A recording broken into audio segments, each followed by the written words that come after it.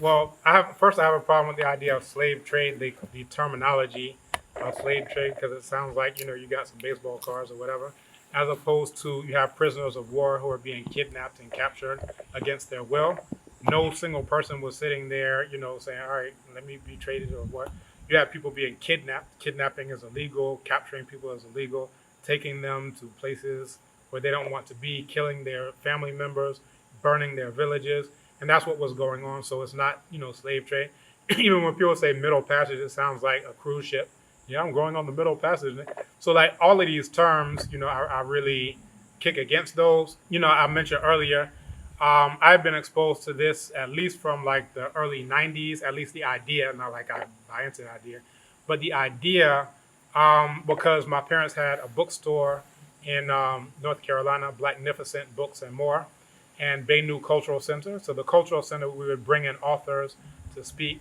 Everybody, Nana Yosef Ben Yakinen came in, Nana Kwame Ture came in, Nana Ronoko Rashidi.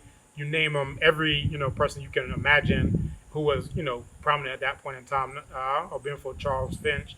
Everybody you can imagine came through the bookstore and cultural center.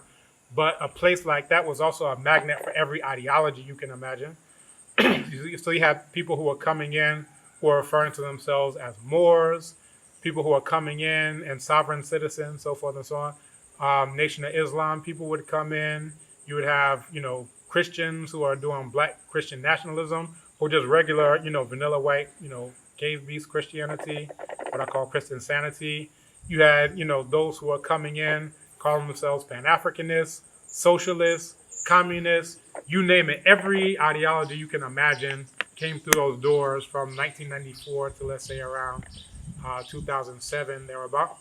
Now, with those who were doing the Moorish thing, oftentimes this was tied to one of two strains. One predominantly, which was Noble Drew Ali, and Noble Drew Ali was actually out of New Jersey. I know you mentioned earlier that you were born and raised in New Jersey, so he was actually out of New Jersey, and he founded what was called the Moorish Science Temple.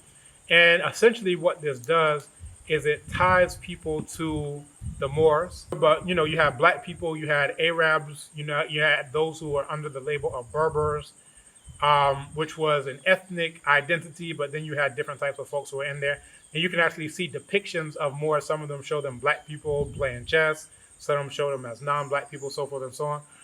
But the idea was to tie black people in the United States to the Moors in some way, shape, or form.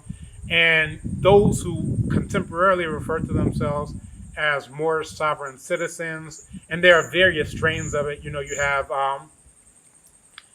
those who are part of just I'll just leave it at that because I don't necessarily want to mention people's names per se. But you have various strains of it.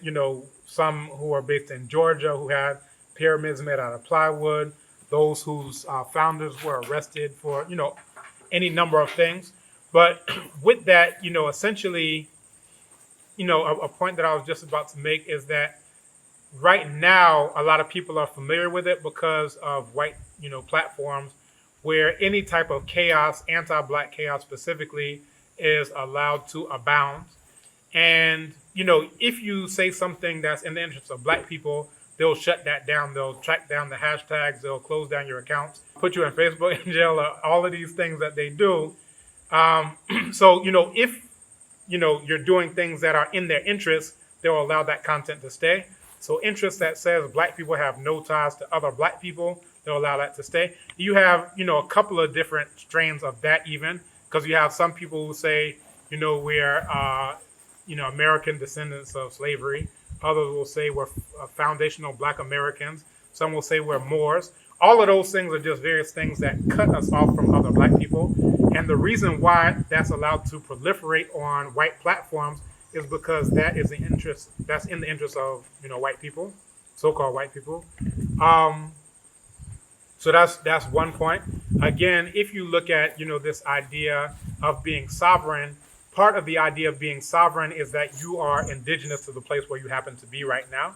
So to declare sovereign rights is to say, all right, the land that I'm on, I've already been here, and you're a visitor here. If you acknowledge that, yes, your ancestors were not only enslaved, but you need to take vengeance on the basis of that enslavement. They're not even close to that because they're not even saying it happened.